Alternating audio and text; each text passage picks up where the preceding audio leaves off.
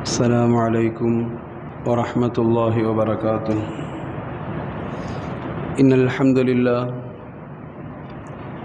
لله وحده، والصلاة والسلام على من لا نبي بعده، وعلى آله وأصحابه الشرفاء. أما بعد، فقد قال الله تعالى في القرآن الكريم والفرقان الحميد: أعوذ بالله من الشيطان الرجيم، بسم الله الرحمن الرحيم. إنما المؤمنون إخوة، صدق الله العظيم. وقال نبينا وهو الصادق المصدوق والحبيب المحبوب صلى الله عليه وسلم: المؤمن للمؤمن كالبنيان، أو كما قال عليه الصلاة والسلام. وصدق رسوله النبي الكريم، ونحن على ذلك من الشاهدين والشاكرين، والحمد لله رب العالمين. புகழ் அனைத்தும் அல்லாஹ் ஜல்ல சுப்ஹானஹு வ தஆலா ஒருவனுக்கே உரித்தாகட்டுமாக. சலாத்தும் சலாமும் ஈருலக தலைவர் எம்பெருமானார் முஹம்மதுர் ரசூலுல்லாஹ் ஸல்லல்லாஹு அலைஹி வஸல்லம் அன்னவர்கள் மீதும், அன்னவர்கள் வாழ்வை அணுகும் பிசகாமல் பின்பற்றி வாழ்ந்த சத்திய சஹாபாக்கள், தாபிஈன்கள், தபா தாபிஈன்கள், ஷுஹதாக்கள், அக்தாபுகள், வலிமாக்கள், நாதாக்கள், நல்லோர்கள், குறிப்பாக உலக முஸ்லிம் சமுதாய மக்கள் அனைவர்கள் மீதும் அல்லாஹுடைய அன்பும் கருணையும் என்றென்றும் உண்டாகட்டுமாக. ஆமீன். சங்கமிகுந்த அல்லாஹ்வுடையார்களே, உலகெங்கிலும் ஹஜ்ஜை பற்றி உண்டான பேச்சுக்களும், ஹஜ்ஜுக்காக உண்டான புறப்படுதலும், ஹாஜிகளை வரவேற்கிற, ஹாஜிகளை அனுப்பி வைக்கிற என்று பலவேறுபட்ட ஒரு சூழல், சந்தோஷமான ஒரு சூழலுக்குண்டான ஒரு சூழல் இஸ்லாமிய சமூகம் பயணித்து கொண்டிருக்கிற அதே வேளையில் இன்னமும் மதவெறி அடங்காத ஒரு வெறி கொண்ட கூட்டத்திற்கு மத்தியில் இந்த சமூகத்தினுடைய அவலங்களும் ஓலங்களும் மரணத்தினுடைய அவல சப்தங்களும் இன்னும் இந்த சமுதாயத்தில் வெடித்து கொண்டே இருக்கிற அந்த அவல நிலைகள், அல்லாஹ் ரப்புல் ஆலமீன் இந்த சமுதாயத்தை அவனுடைய உதவி கொண்டு பாதுகாத்து தர வேண்டும் என்பதை கேட்க வேண்டிய ஒரு அவசியமான அவசரமான ஒரு காலத்தினுடைய சூழலில் நாம் அமர்ந்திருக்கிறோம். பொதுவாகவே இஸ்லாமிய எதிரிகளுக்கு நன்றாகவே தெரியும், இஸ்லாமியர்களுக்கு தனியாக எதுவும் பாடம் பிடித்து காட்ட தேவையில்லை. சஹாபாக்களுடைய வரலாறை படிக்கிற பொழுது இவர்களுக்கு தானாகவே ஒரு ஈமானிய உணர்வு வரும் என்பது அவர்களுக்கு தெரியும்.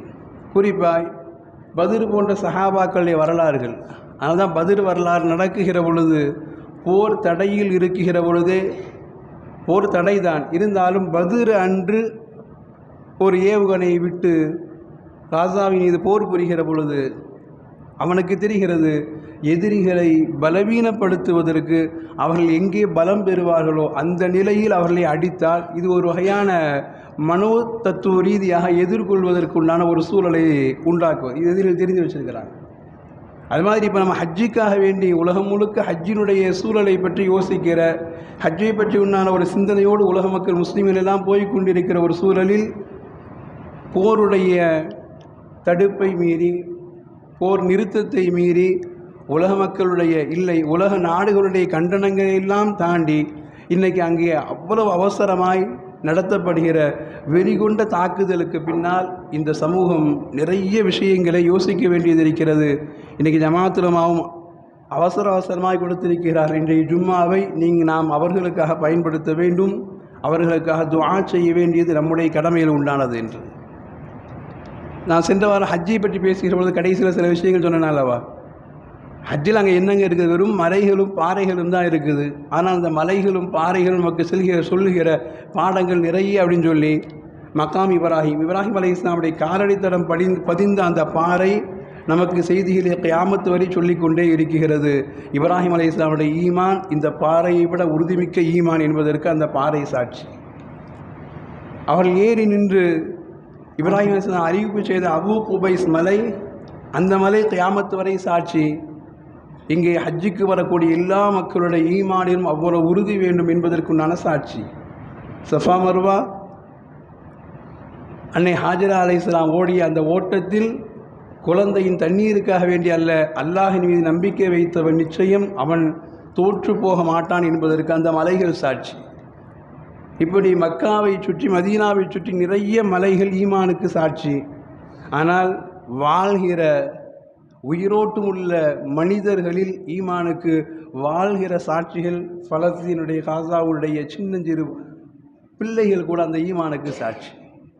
மக்கா ஒருபுறம் மலைகளுடைய சாட்சி என்றால், இங்கே மறுபுறம் வாழ்கிற பெண்கள் மட்டுமல்ல, ஆண்கள் மட்டுமல்ல, சின்னஞ்சிறு பிஞ்சு குழந்தைகள் கூட அங்கே நமக்கு ஈமானிய சாட்சியாய் வந்து கொண்டிருக்கிறார்கள் என்பது இன்னைக்கு நேற்றல்ல, அது ஆரம்ப காலம் தொட்டு, அது யாக்கூப் அலைஹிஸ்ஸலாம் காலம் தொட்டு, சுலைமான் அலைஹிஸ்ஸலாம் காலம் தொட்டு, நபிகள் பெருமானார் ஸல்லல்லாஹு அலைஹி வஸல்லம் காலம் தொட்டு பைத்துல் முகத்தஸிற்காக வேண்டி, எப்படி ஹஜ்ஜுக்காக வேண்டி நமக்கு மார்க்கம் கஅபாவை அடையாளமிட்டிருக்கிறதோ, அது மாதிரி நம்மை பைத்துல் முகத்தஸையும் அல்லாஹ் ரப்புல் ஆலமீன் நமக்கு ஒரு ஈமானிய அடையாள சின்னமாக தந்திருக்கிறான் என்பதினால் அந்த இறை இல்லத்தை காப்பாற்றுவதற்காக வேண்டி 100 ஆண்டு காலங்களாய் அங்கே போரிட்டு கொண்டே இருக்குகிற, அங்கே தன் உயிரை அல்லாஹ்விற்காக வேண்டி துச்சமாக விட்டு கொண்டே இருக்குகிற அந்த குழந்தைகளுக்கு முன்னால் நம்முடைய ஈமானுக்கு அவர்கள் வாழ்கிற சாட்சி. அல்லாஹ் ரப்புல் ஆலமீன் நம்மை ஹஜ்ஜை பற்றி யோசிக்கிற ஒரு சூழலில் நாம் போய்கொண்டிருக்கிற பொழுது, ஹஜ்ஜை பற்றி யோசிக்கிறோம், உணர்வுபூர்வமாக நம்மால் யோசிக்க முடிகிறது. ஹஜ் அல்லாஹ் எவ்வளோ பெரிய பாக்கியமாக தந்திருக்கிறான்னு யோசிக்க முடிகிறது. நாம் அதே அளவு யோசிக்க வேண்டும்.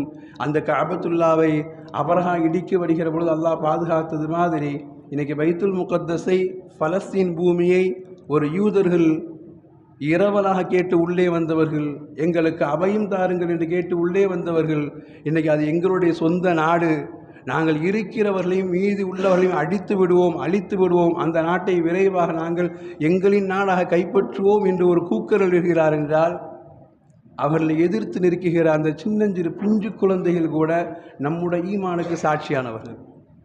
அந்த ஈமானுக்கு நாம் சாட்சி பகர்வது மட்டுமல்ல, அவர்களுக்காகவே நாம் துஆ செய்ய வேண்டிய ஒரு மிக முக்கியமான கட்டத்தில் இருக்கிறோம்.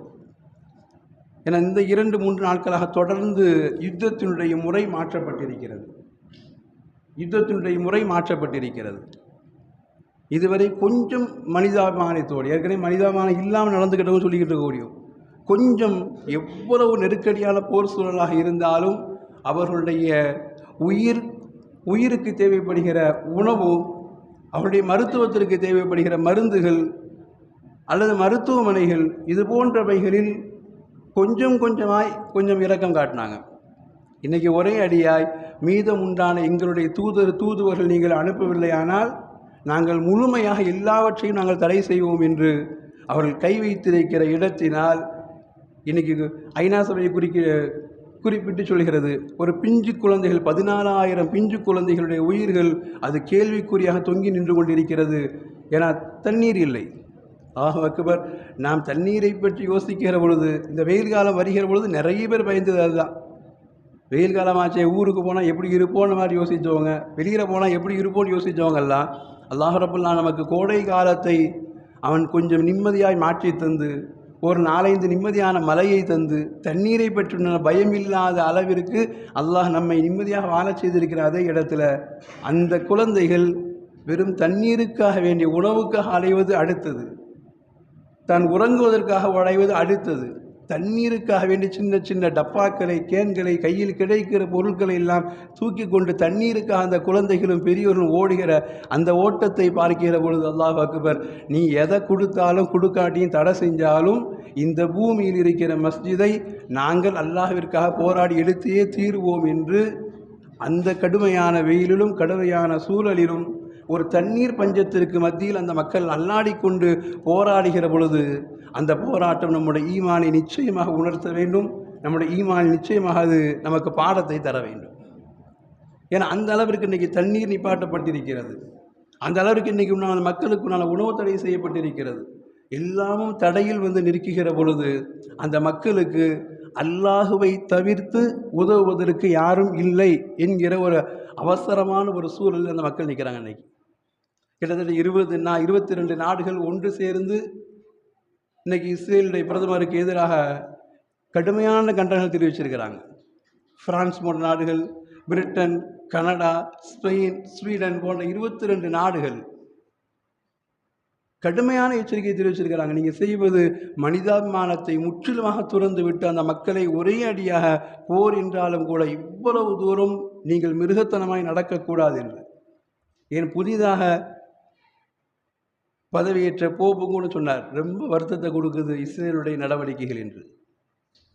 இந்த சமூகத்தில் அல்லாஹ் ரப்புல் ஆலமீன் நமக்கு தந்திருக்கிற அந்த ஈமானிய உணர்வை ஒரு இஸ்லாமிய நாடு கூட பகிர்ந்து கொள்ளவில்லை என்பதுதான் மிகப்பெரிய வருத்தத்திற்கு உண்டானது. 22 நாடுகள் கண்டனம் கொடுத்திருப்பது இஸ்லாமிய நாடுகள் அல்ல. ஆனால் உலகளவில் இருக்கக்கூடிய இஸ்லாமிய நாடுகள் அத்துணையும் கண்டும் காணாமலும் யாரையோ அடிக்குகிறான் என்பது போன்று நிற்பது மட்டுமல்ல, அவனுடைய பொருளாதாரத்திற்கு இவனே உதவி செய்து கொண்டு அடிப்பதற்கு உண்டான அத்துணை பொருளாதாரத்தையும் இங்கிருந்தே கொடுப்பது என்பது எவ்வளவு பெரிய அநியாயத்தின் உச்சகட்டமான ஒரு சூழல். அல்லாஹ் ரப்புல் ஆலமீன் அந்த மக்களுக்கு சஹாபாக்கள் கேட்டது மாதிரி தான். ரசூலுல்லாஹிடம் இஸ்லாமிய ஆரம்ப சஹாபாக்கள் கேட்டார்கள், யா ரசூலல்லாஹ், இவ்வளவு அடி வாங்குகிறோமே, மத்தா நஸ்ருல்லா, எப்பொழுது அல்லாஹுடைய உதவி வரும் என்று கேட்டார்கள் சஹாபாக்கள். இவ்வளவு தூரம் எங்களை வெயிலில் வதைக்குகிறார்கள், தேவைப்பட்டால் எங்களை அவர்களுடைய சந்தோஷத்திற்காக எங்களை அழைத்து கொடுமைப்படுத்துகிறார்கள், எங்களுடைய முதுகில் அவர்கள் சூடு வைக்குகிறார்கள், எங்களை கஷ்டப்படுத்தி சந்தோஷப்படுகிற அவர்களுக்கு அல்லாஹ் ரப்புல் ஆலமீன் எங்களுக்கு உதவி செய்ய மாட்டானா என்று நபிகள் பெருமானா ஸல்லல்லாஹு அலைஹி வஸல்லம் கேட்ட அதே கேள்விதான் இன்னைக்கு அந்த பிஞ்சு குழந்தைகளை இழந்து நிற்கிற பொழுதும் கூட அந்த தாய்மார்கள் ஈமானில் தடமாறாமல் இருக்கிறார்கள். அங்குள்ள பெரியவர்கள் ஈமானில் தடமாறாமல் இருக்கிறார்கள். அல்லாஹுடைய உதவி எப்படியும் வந்து சேரும் என்கிற அந்த எதிர்பார்ப்பில் இருக்கிற அந்த மக்களுக்கு நாம் செய்ய வேண்டிய கடமை, மிகப்பெரிய ஒரு கடமை உண்டு. அந்த மக்களுக்கு உண்டான போராட்டங்களை அல்லாஹ் ரப்புல் ஆலமீன் அதை மிக விரைவாய் வெற்றிக்குண்டானதாய் இஸ்லாமியர்களுக்கு மாற்றித்தர வேண்டும் என்று துஆ செய்ய வேண்டிய கடமையில் நாம் மிக முக்கியமான ஒரு இடத்துல இருக்கிறோம். ரசூல் சொன்ன வார்த்தை தானே, அல் முஃமினுல் முஃமின் கல் புன்யான், ஒரு மூமின் இன்னொரு மூமினுக்கு கட்டிடத்தை மாதிரி நாங்கள் ரசூலுல்லாஹ்.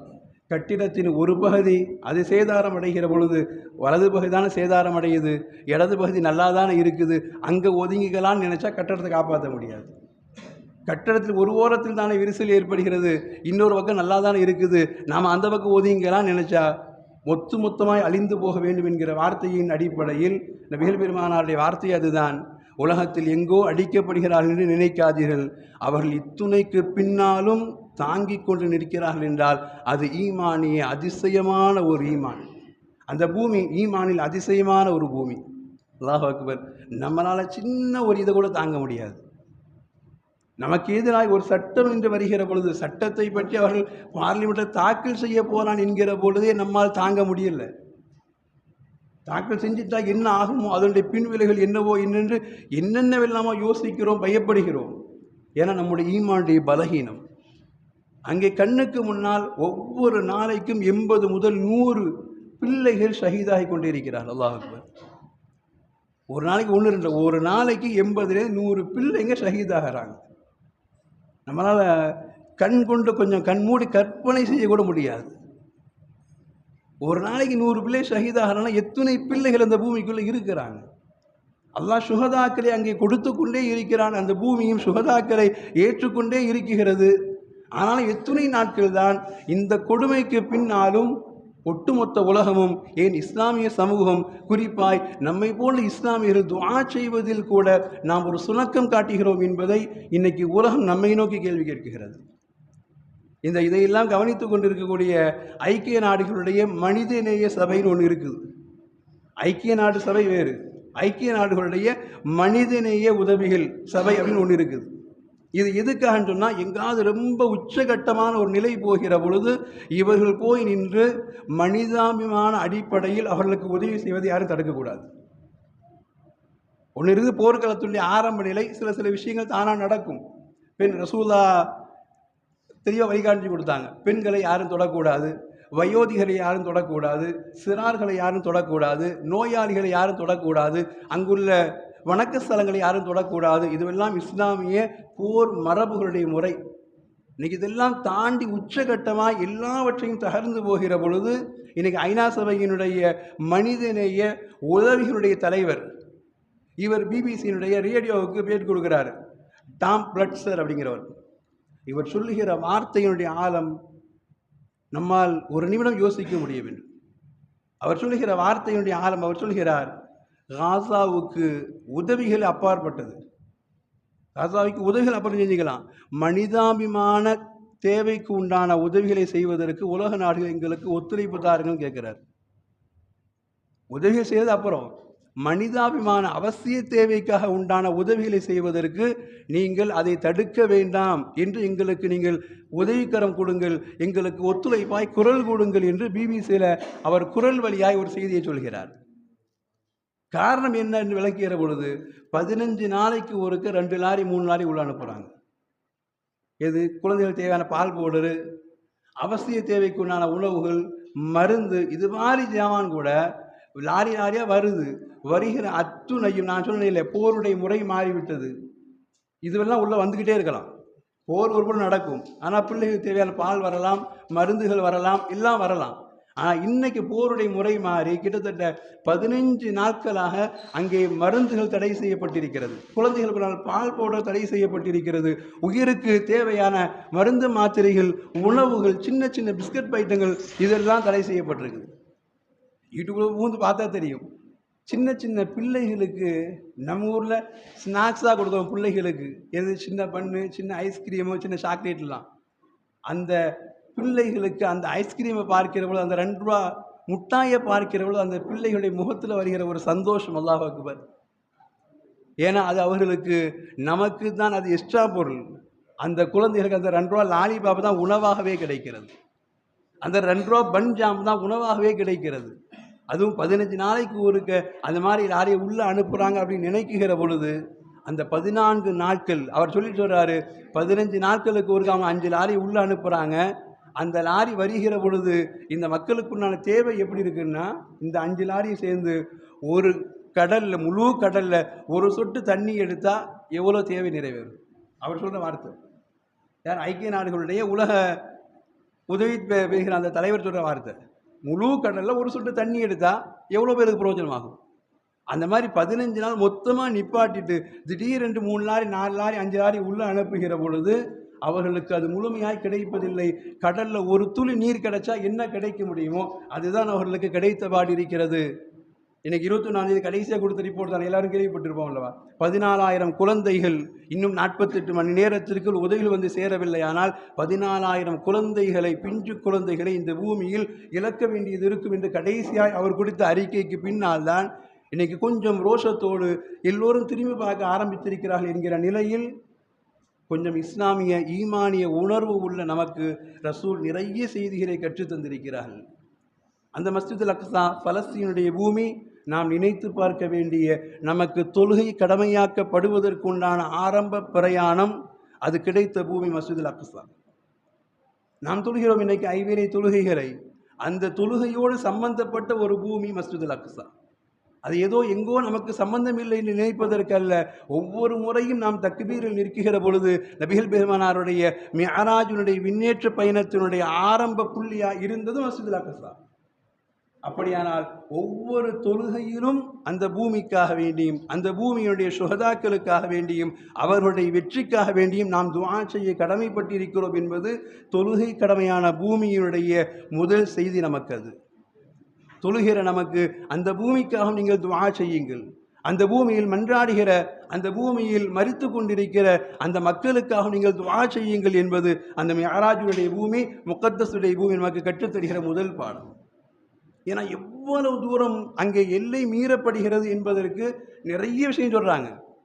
இந்த மார்ச் 23 நினைக்கிறேன், மார்ச் 23 திடீரென்று ஒரு மருத்துவ வாகனத்தை சுட்டு வீழ்த்திட்டாங்க. விடிகாலில் ஒரு 3-4 மணியாக சுட்டு வீழ்த்திட்டாங்க. அப்போ நடந்து முடிந்ததுக்கு முன்னாடி விடிகாலம் கேட்குறாங்க, ஏங்க மருத்துவ உபகரணம் போன வண்டியை எப்படி நீங்கள் சுட்டு வீழ்த்தினீங்க அப்படின்னு.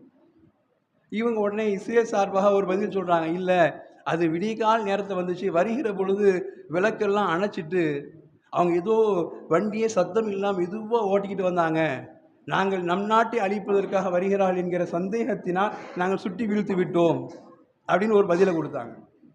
அந்த பதில் கொடுத்து கொஞ்ச நேரத்திலே இங்கே ஆதீனம் மாட்டின மாதிரி அவன் மாட்டினான். இங்கே ஆதீனம் மாட்டின மாதிரி என்னை புல்லா போட்டவர்கள் தேடி வந்தார்கள், என்னை சுட வந்தான்னு சொல்லிட்டு அடுத்த அரை மணி நேரத்தில் மாட்டின மாதிரி அவன் சொன்னான், நைட் நேரத்தில் வந்தாங்க, லைட்லாம் ஒன்றிலாம் வந்தாங்க, அதனால் நாங்கள் எங்கள் நாடு தாக்கம் தான் சுட்டுட்டோன்னா. அவர் சுடப்பட்ட அந்த காருக்கு பக்கத்திலே ஒரு ஃபோன் கிடக்குது. ஃபோன் ஒரு நிருபரிடம் கிடைக்கிறது. அந்த ஃபோனை எடுத்து பார்க்குறாரு. அவர் சுடப்படுவதற்கு முன்னால் அந்த வாகனத்தை வருகிற பொழுது அவர் யாருக்கோ வீடியோ கால் பேசிட்டு வந்திருக்கிறார். யார் வீடியோ கால் உள்ளே இருந்து வீடியோ கால் பேசிட்டு வந்திருக்கிறார். அந்த வீடியோ காலில் தெளிவாக ரெக்கார்டு இருக்குது. வாகனம் முழுக்க மருத்துவ ஜாமானம் நிறைஞ்சிருக்குது. வாகனம் முழுக்க இருந்தவர்கள் துணை மருத்துவர்கள். அல்லாஹ் அக்பர். வாகனம் முழுக்க இருந்தவர்கள் 15 துணை மருத்துவர்கள். பின்னால் வருகிற வாகனத்தில் அந்த மருத்துவர்களுக்கு உதவக்கூடிய துணை மருத்துவர்கள். இப்படி வாகனம் முழுக்க மருத்துவர்களாக நிரம்பி இருக்கிறார்கள். அவர் யார்கிட்ட பேசிக்கிட்டு வர்றாரு. வருகிற அந்த வாகனத்தில் உள்ளேயும் விளக்கு எரிவது தெரிகிறது, வெளியேயும் விளக்கு எரிவது தெரிகிறது. அதுக்கு மேலே சைரன் போட்டு வர்றதும் தெரியுது. இவர் நிரூபணம் எடுத்து வச்சு கேட்குறான், சர்வசாதாரணம் சுட்டு கொண்டுட்டியே, உனக்கு ஏன் அவ்வளோ வெறுப்பு அந்த மக்கள் மீது? அந்த மக்களுக்கு மருத்துவர் கிடைக்கக்கூடாது என்பதற்காக வேண்டியே மருத்துவர் போன வாகனத்தை, கிட்டத்தட்ட ஒரு 15க்கும் மேற்பட்ட மருத்துவர்கள் போன வாகனத்தை ஒட்டுமொத்தமாக நீ அழித்திருக்கிறாய் என்றால் அந்த மக்களுக்கு மருத்துவம் கிடைப்பதில் உனக்கு அவ்வளவு ஏன் வெறுப்பு என்பதை அடுத்த ஒரு அரை மணி நேரத்தில் செய்தியாளன் கேட்கிற பொழுது அவனால் பதில் சொல்ல முடியல. இதை நாம் யோசிக்க வேண்டும். இஸ்லாமியர்களுக்கு எதிராக உண்டான வெறுப்பை எவ்வளவு தூரம் அங்கே அடிபட்டு கிடக்கிறார்கள். மருத்துவமனை சரியாக இல்லை, அங்கே அடிபட்டு கிடைக்கிறார்கள். மருத்துவர்கள் சரியாக இல்லை. ஏன் ஆக்சிஜன் இல்லை, அவங்களுக்கு கொடுக்கக்கூடிய மயக்க மருந்து இல்லை. அல்லாஹ் அக்பர். அந்த ஈமானுடைய உச்சகட்டம் குழந்தைகள் கூட வஃபாத் ஆகிற பொழுது குர்ஆனுடைய வசனத்தை ஓதிக்கொண்டே சஹாபாக்களுடைய ஈமானை நமக்கு நினைவுபடுத்துகிறார். அல்லாஹ் அக்பர். சஹாபாக்கள் வஃபாத் ஆகிற பொழுது குர்ஆனுடைய வசனத்தை ஓதிக்கொண்டே வஃபாத்தானார்கள். யா அல்லாஹ், நீ கொடுத்த ரூஹை உன் இறை வசனத்தோடு நாங்கள் சந்தோஷமாய் தருகிறோம் என்று எப்படி அந்த சஹாபாக்கள் ஈமானை விட்டார்களோ அதே ஈமானை 6 வயது 7 வயது பிஞ்சு குழந்தைகள் வஃபாத் ஆகிற பொழுது மலக்குகளை கண் முன்னால் பார்க்கிறது. பக்கத்தில் இருப்பவர்கள் மலக்குகள் இறங்குகிறார்கள் என்று சொல்கிறது. சுவனத்தின் சுப செய்தியாய் குர்ஆனை ஓதி காட்டிக்கொண்டே அந்த பிள்ளைகள் ரூஹை விடுகிறது என்பதெல்லாம் நாம் பார்க்கிற பொழுது அந்த மக்களுடைய ஈமானுடைய கொஞ்ச அடையாளத்தில் நமக்கு இருக்க வேண்டியது, அந்த பூமி காப்பாற்றப்பட வேண்டும். உண்மை ஒன்றுதான், கியாமத் வருகிற வரைக்கும் தொழுகை இருக்கும். தொழுகை உள்ள வரையும் அந்த பூமியும் மஸ்ஜிதுல் அக்ஸாவும் இஸ்லாமியர்களுக்கு சொந்தமாகியே தீரும். ஏன்னா தொழுகையோடு சம்பந்தப்பட்ட ஒரு பூமி. அது கியாமத் வரை அந்த தொழுகையை பேச வேண்டுமானால் அந்த பூமி பாதுகாக்கப்படணும். அது அல்லாஹ்வுடைய பொறுப்பு. ஏதோ நாம மஸ்ஜித் அக்ஸா நமக்கு சம்பந்தம் நினைக்கிறதுக்கு இல்லை. தொழுகை கியாமத்து வரை இருக்குமானால் அந்த தொழுகையை பற்றி பேசுவதற்கும் மஸ்ஜித் அக்ஸா இருந்தே தீரணும்.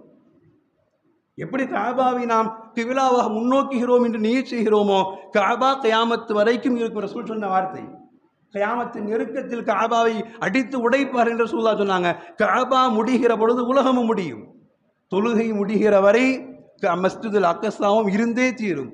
அப்படியானால் செய்தி என்ன தெரியுமா? மஸ்ஜிதுல் அக்ஸாவை பாதுகாப்பதற்கு அல்லாஹ் அங்கே பிள்ளைகளை பிறக்க செய்து கொண்டே இருக்கிறான். அந்த பிள்ளைகள் மஸ்ஜிதுல் அக்ஸாவிற்காக வேண்டியே வாழ்கிறார்கள். மஸ்ஜிதுல் அக்ஸாவிற்காக வேண்டிய உயிரை துறக்குகிறார்கள். தன் மூச்சும் பேச்சும் செயலும் எல்லாம் அல்லாஹ்விற்காக வேண்டி. இன்று வாழ்கிற அந்த பூமியில் உச்சகட்ட கொடுமையாய் இங்கே ஹஜ்ஜை பற்றி ஒரு சமூகம் யோசிக்கிற இந்த வேளையில் அவர்களுக்கு இழைக்கப்படுகிற அநீதிகளுக்கும் கொடுமைகளுக்கும் சொல்லன்னா துயரங்களுக்கு பின்னாலும் அல்லாஹ் ரப்புல் ஆலமீன் அவர்களுக்கு வெற்றியை தருவதற்காக வேண்டி போராட வேண்டிய கடமை நம் உள்ளத்தின் கண்ணீரோடு, நம் கண்களின் கண்ணீர் பேசுவது வார்த்தை அல்ல, உள்ளத்தின் கண்ணீரோடு அல்லாஹ்விடத்திலே பேச வேண்டும். இறைவா, உன் மஸ்ஜிதை காப்பதற்காக வேண்டி எங்களால் முடியவில்லை, ஆனால் அந்த பிஞ்சு குழந்தைகள் தன் உயிரை உனக்காய் துச்சமாய் தருகிற அந்த இடத்தில் அவர்களை நீ புரிந்திக்கொள் யா அல்லாஹ். அந்த சஹாபாக்கள் எப்படி பல வழிகளுக்கு பின்னால் 13 வருட காலங்கள் மக்காவுடைய கஷ்டத்தை சுமந்து சுமந்து சுமந்து மதீனாவில் நிம்மதியான சுவாச காற்றை விட்டார்களோ அதுபோன்று யா அல்லாஹ் 2023 ஆரம்பிச்சு கிட்டத்தட்ட 600 நாட்களுக்கு மேலாக தொடர் போராட்டங்கள் நடக்கிறது, தொடர் போர் நடக்குகிறது, தொடர் உயிரிழப்புகள் நடக்குகிறது. இத்தனைக்கு பின்னால் விரைவா இந்த ஹஜ்ஜினுடைய கடும் பாக்கிய மிகுந்த இந்த சூழலில் அவர்களுக்கு வெற்றியை தந்துவிடு யா அல்லாஹ். அந்த பலஸ்தீன் பூமியை அவர்களுக்கு சொந்தமாக்கித்தான் யா அல்லாஹ். எங்களுடைய ஈமானின் அடையாளமாய் பேசப்படுகிற மஸ்ஜிதுல் அக்ஸாவை எங்களுக்கு சொந்தமாக்கித்தான் யா அல்லாஹ் என்று கேட்க வேண்டிய ஒரு கட்டாயத்தில் இல்லை, ஈமானிய உணர்வுடையவர்களாய் நாம் மாற வேண்டும். அந்த ஈமானிய உணர்வு நமக்கு அப்பேற்பட்ட ஒரு எண்ணத்தை தர வேண்டும். அல்லாஹ் ரப்புல் ஆலமீன் இப்பேர் கொண்ட வெறிகொண்ட மக்களுக்கு மத்தியில் அல்லாஹ் அவர்களுக்கு என்ன முடிவை கொடுப்பானோ அந்த முடிவை மிக விரைவாய் இஸ்ரேலர்களுக்கு தர வேண்டும் என்று துஆ செய்ய வேண்டிய கடமையும் மஸ்ஜிதுல் அக்ஸா அது எப்படி ஹஜ்ஜின் போது நினைக்கப்படுகிறதோ அதுபோன்று காபா நினைக்கப்படுவது போன்று மஸ்ஜிதுல் அக்ஸா நம்முடைய ஜியாரத்தில் ஒரு பங்களிப்பாய் அதை பார்ப்பதற்கும் அங்கே அமல் செய்வதற்கும் அங்கே தொழுதால் கிடைக்கப்பெறுகிற 50,000 நன்மைகளை நாமும் நம்முடைய சந்ததியிலும் பெறுவதற்கு அந்த மக்கள் வெற்றி அடைய வேண்டும், அந்த மக்கள் நிம்மதியாய் வாழ வேண்டும் என்கிற துஆவை நாம் கேட்க வேண்டும். அல்லாஹ் ரப்புல் ஆலமீன் அப்பேற்பட்ட ஈமானுடைய உணர்வுடைய மக்களாய் அந்த மக்களுடைய கஷ்டத்தில் அந்த மக்களுடைய துன்பத்தில் நாம் வார்த்தைகளாகவாவது அல்லாஹ்விடத்திலே பங்கெடுக்கிற பாக்கியத்தை அல்லாஹ் எனக்கும் உங்களுக்கும் முழு முஸ்லீம் சமுதாயத்துக்கும் அல்லாஹ் நசீபை தந்து அருள்பாலிப்பானாக. இன்ஷா அல்லாஹ் ஜும்மாவிற்கு பின்னால்